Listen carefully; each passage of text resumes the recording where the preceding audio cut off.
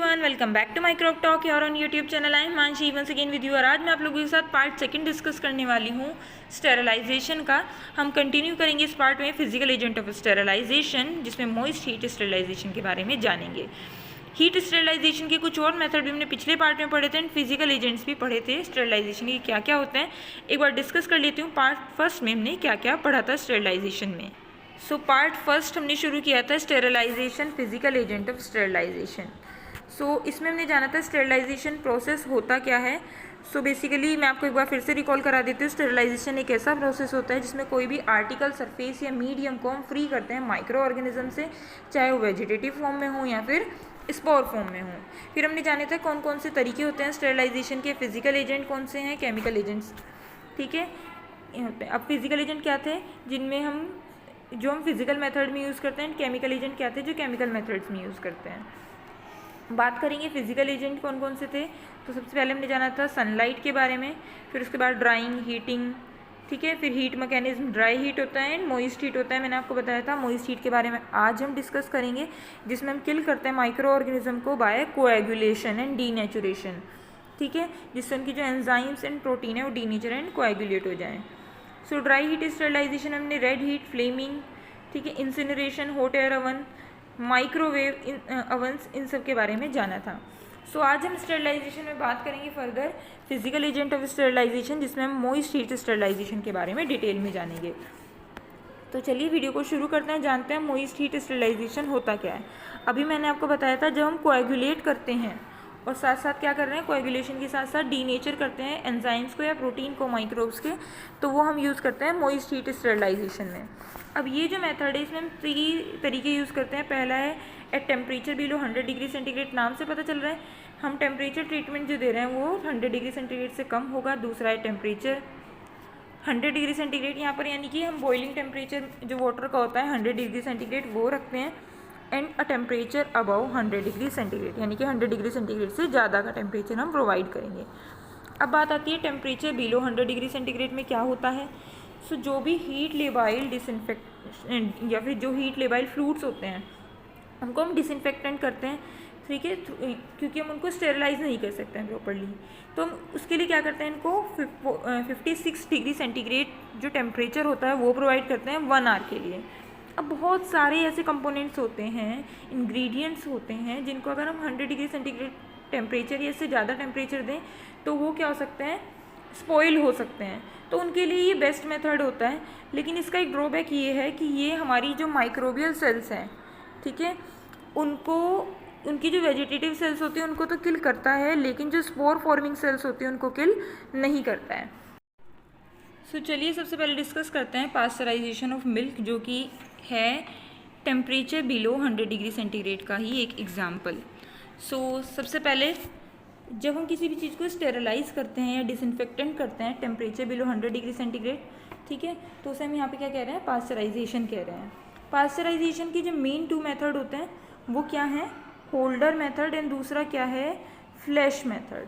जो flash method होता है उसको high temperature short term method भी कहते हैं। क्यों, वो आपको अभी बताऊँगी। सबसे पहले बात करेंगे होल्डर मेथड की। होल्डर मेथड जो होता है इसमें हम टेम्परेचर कितना देते हैं, 63 डिग्री सेंटीग्रेड फॉर 30 मिनट्स, जबकि जो हमारा फ्लैश मेथड होता है उसमें 72 degree centigrade for 15 to 30 seconds देते हैं। याद रखना इसमें मिनट में था, इसमें सेकेंड्स में था।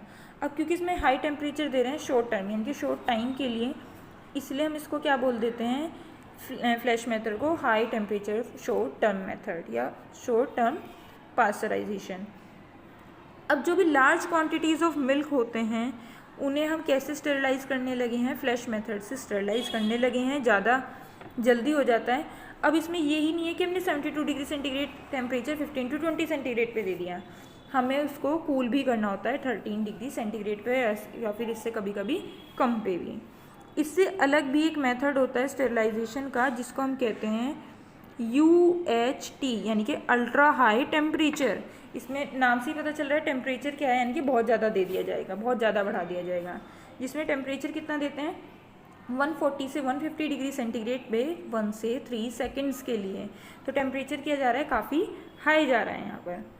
नेक्स्ट है वैक्सीन प्रिपरेशन में भी ये यूज़ होता है। वैक्सीन प्रिपरेशन जो भी नॉन स्पोर फॉर्मिंग बैक्टीरिया से किया जाता है उनको इनएक्टिव करते हैं हम वाटर बाथ में 60 डिग्री सेंटीग्रेड पे 1 आवर के लिए। सो इसमें जो भी मोस्टली वेजिटेटिव बैक्टीरियल सेल्स होती हैं वो किल हो जाती हैं इस टेम्परेचर एंड टाइम पे। इससे अलग हमारे जो बॉडी फ्लूइड्स होते हैं या सीरम होते हैं उनमें जो भी कोएगुलेबल प्रोटीन्स होते हैं उनको स्टेरिलाइज करते हैं 56 डिग्री सेंटीग्रेड पे 1 आवर के लिए वाटर बाथ में ही कुछ सेवरल सक्सेसिव डेज। ठीक है, इससे अलग नेक्स्ट मेथड है इंस्पीसेशन मेथड। इंस्पीसेशन मेथड जैसे इसमें हम क्या करते हैं, कुछ मीडिया जैसे कि हमारे लोवेनस्टीन जेंसन मीडिया है या फिर जो हमारा लोफर्स सीरम है, ठीक है, उनको हम स्टेराइलाइज करते हैं कैसे 80 to 85 डिग्री सेंटीग्रेड में for half an hour on 3 successive days, यानी कि 3 दिन तक लगातार, जो कि एक फ्रैक्शनल स्टेरिलाइजेशन होता है। इस प्रोसेस को हम क्या कहते हैं, इंस्पीसेशन। एंड इंस्ट्रूमेंट जो यूज़ होता है इसके लिए उसको हम क्या कहते हैं, इंस्पीसेटर्स। नेक्स्ट जो है वो क्या है, वाटर बाथ। वाटर बाथ बहुत कॉमन सा लैब इंस्ट्रूमेंट है, मैंने आप लोगों को इसके बारे में डिटेल बताई थी। इसको ये ख़राब हो जाता है ना, उसको सही कैसे करते हैं वो भी मैंने आप लोगों को बताया था। ठीक है, सो यस, वाटर बाथ जो होता है, जितनी भी washing, rinsing, laundry, eating utensils जो होते हैं उनको स्टेरिलाइज करते हैं हम वाटर बाथ में 70 to 80 डिग्री सेंटीग्रेड पे कुछ मिनट्स के लिए। इसमें जो मोस्टली नॉन स्पोर फॉर्मिंग या नॉन स्पोरिंग माइक्रो ऑर्गेनिज्म जो भी इसमें प्रेजेंट हो सकते हैं वो किल हो जाते हैं। नेक्स्ट हम बात करेंगे टेम्परेचर एट 100 डिग्री सेंटीग्रेड।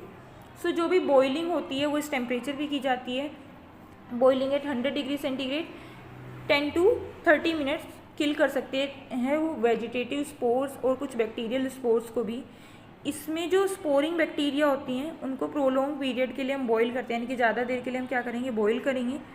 ठीक है, क्योंकि स्पोर बैक्टीरिया को हमें पता है ज़्यादा टेम्परेचर चाहिए होता है। लेकिन फिर भी ना ये जो मेथड है हम उसको ज़्यादा रिकमेंड नहीं करते हैं। ठीक है, सर्जिकल इंस्ट्रूमेंट्स जो होते हैं या प्रोसीजर में जो भी यूज़ होने वाले इंस्ट्रूमेंट्स होते हैं उनके लिए।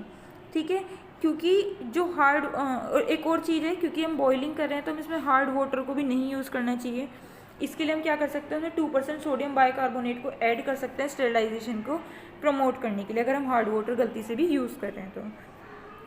लेकिन ये जो मेथड है ना, बॉइलिंग मेथड, इसको हम एक बेटर मेथड नहीं बोल सकते हैं, क्योंकि 100 डिग्री सेंटीग्रेड पे भी बहुत सारे स्पोर फॉर्मिंग बैक्टीरिया जो होते हैं वो ना किल नहीं हो पाते हैं प्रॉपरली। नेक्स्ट, अगर वो स्पोर फॉर्म कर ले तो।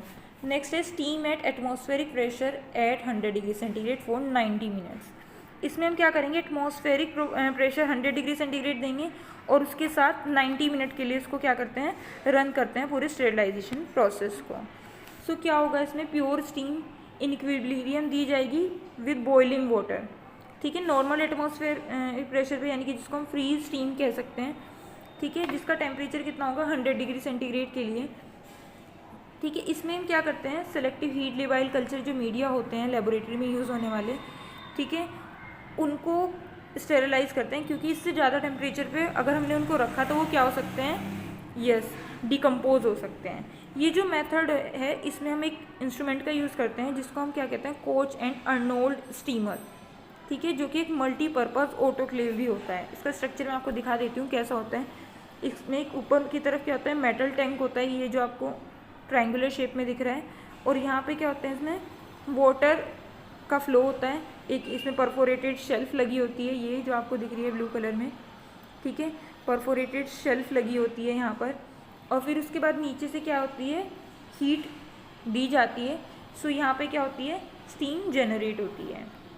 नेक्स्ट है टिंडलाइजेशन। टिंडलाइजेशन जो है इसमें भी हम क्या करते हैं, स्टीम प्रोवाइड करते हैं 100 डिग्री सेंटीग्रेड पे 20 मिनट्स के लिए ऑन 3 सक्सेसिव डेज। इसे क्या कहते हैं, टिंडलाइजेशन। अब 3 सक्सेसिव डेज़ का क्या मतलब है, क्यों कर रहे हैं हम, पहले दिन जब हम किसी चीज़ को स्टेरिलाइज करेंगे तो इसमें जो भी वेजिटेटिव सेल्स एंड स्पोर्स होंगे, स्पोर्स किल नहीं होंगे लेकिन क्या होंगे, वेजिटेटिव सेल्स किल हो जाएंगी। सेकेंड डे जब ये मेथड यूज़ करेंगे तो अभी जो वेजिटेटिव सेल्स स्पोर में कन्वर्ट हुए होंगे वो भी क्या हो जाएंगी, किल हो जाएंगी। थर्ड डे में क्या होगा, जो भी वेजिटेटिव सेल्स अभी भी पहले वाले यानी कि यहाँ वाले डे में जो भी स्पोर्स रह गए थे वो भी अगर कन्वर्ट होंगी किसमें, वेजिटेटिव सेल्स में, तो वो भी क्या हो जाएंगी, किल हो जाएंगी। तो ये मेथड काफ़ी इफ़ेक्टिबल मेथड में से आता है। ठीक है, सो ये भी एक फ्रैक्शनल मेथड है स्टेरलाइजेशन का। जो इंस्ट्रूमेंट कॉमनली यूज़ होता है इसके लिए वो है कोच अर्नोल्ड स्टीमर, यानी कि ये जो मैंने इंस्ट्रूमेंट आपको दिखाया था ये इंस्ट्रूमेंट भी इसके लिए यूज़ किया जाता है थर्मलाइजेशन के लिए भी। नेक्स्ट है moist heat at temperature above 100 degree centigrade. इसमें क्या करते हैं हम स्टीम करते हैं, स्टीम अंडर प्रेशर का यूज़ करते हैं। स्टीम जो है 100 डिग्री सेंटीग्रेड से ज़्यादा दी जाती है, ठीक है। एक इफ़िशियंट मेथड है, ठीक है, या फिर कहूँगी इफ़िशियंट एजेंट है as compare to hot air oven जो हम यूज़ करते हैं उसके, या हॉट एयर जो भी डिवाइसेस होती हैं उनके। ये क्या करता है, ग्रेटर लीथल एक्शन प्रोवाइड करता है, ठीक है।